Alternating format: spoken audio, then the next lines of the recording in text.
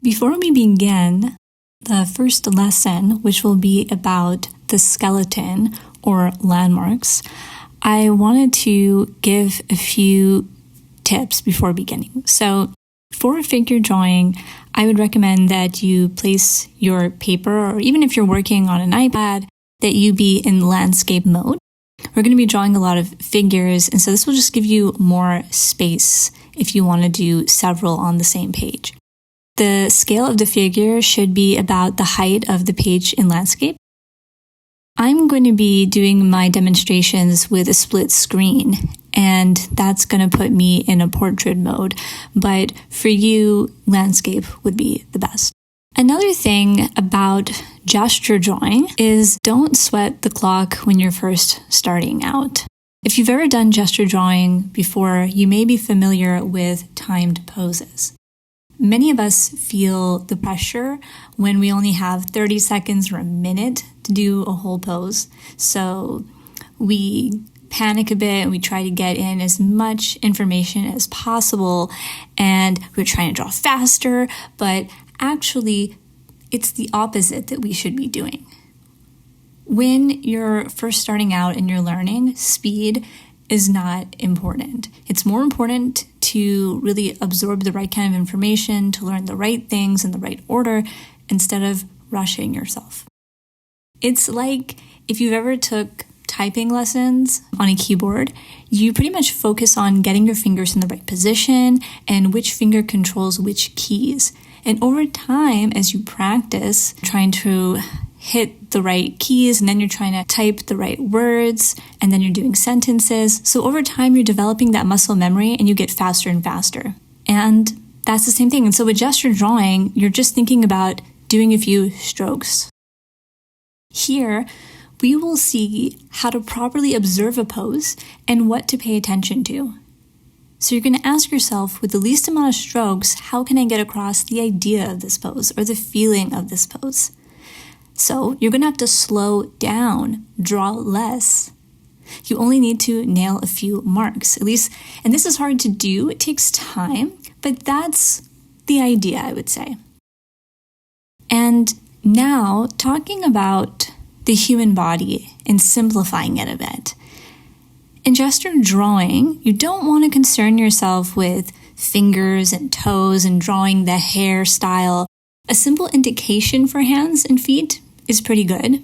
And so there are three things I want us to look into right now, which is the rib cage, that you can either draw as an egg shape or a box. You have your midsection, and then you have the pelvis. Now, if we simplify these images, the real pelvis, the real rib cage can have a lot of detail in it. But here, let's say for the pelvis, it's kind of like an underwear shape. And the rib cage, like I just said, it can be an egg shape or it can be a box. Pelvis too could be a box. And then you have the midsection that's in between that. So the rib cage and the pelvis are responsible for the most dynamism in the body. If you look at a lot of pictures of models and poses, the best poses, you're going to see that they're really thinking about what they're doing with their ribcage and pelvis. So it's actually not the arms and the legs that make a dynamic image. Most of the action in any pose is happening in the torso, the trunk, and the neck, less in the limbs itself. So really prioritize movement in the torso, especially if you're creating your own poses from imagination. In other words, the heart of the gesture lies in the relation between the ribcage and the pelvis. So just give a simple indication of the forms and how they relate to each other. So when you're looking at your reference, you want to identify the important landmarks. It's going to be the angle of the head, the sternum, the angle of the rib cage, and the angle of the pelvis. And when I say angle, I could also be talking about the tilt if there is a tilt. So some advice here would be if you had a model in front of you, you would hold up your pencil and try to match the angle of these different landmarks. So there'll be different angles there. What direction is the head going? Is it going more to the left, more to the right? Is it leaning forward? For this practice, try to stick to straight lines as much as possible. That way you can just focus on getting those angles right and not get carried away with every bump and curve that you might see in real life.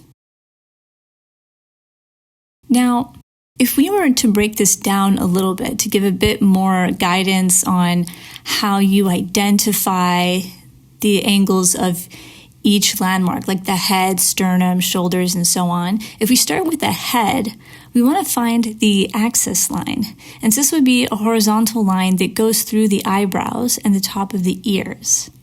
A simple way to draw the head is the circle of the crane and make a point where the chin is, and then connect the crane to the chin with two lines, which would be the jaw. And so the angle across the bottom of the rib cage will be roughly perpendicular to that, like an upside down T. So you have two lines here. You have the line that's showing the direction, the angle of the rib cage, and then you're going to have a second line that's perpendicular to that. For shoulders, look at the cranium, which is the little bony projections on each side of the shoulders. This also becomes an indent when the arm is raised.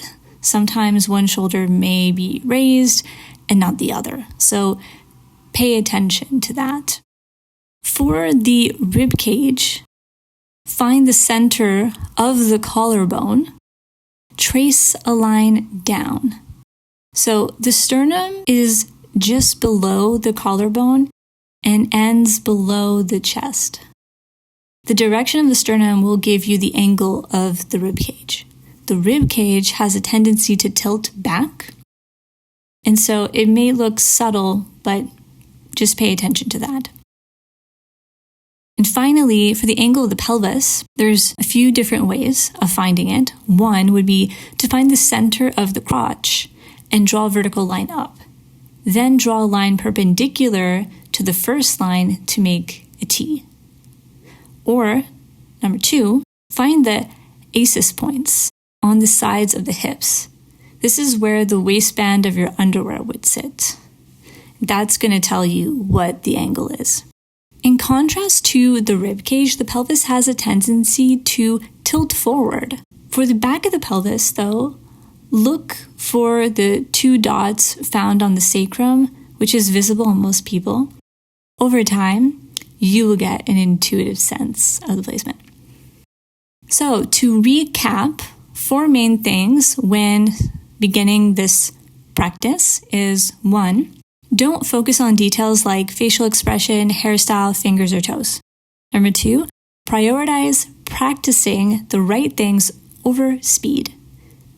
These are practice drawings, not portfolio pieces. Number 3, holding up your pencil, match as best as you can the angles of the landmarks. Think the head, sternum, ribcage, and pelvis. Number 4, try your best to use straight lines as much as possible so we can really try to hit the right angles.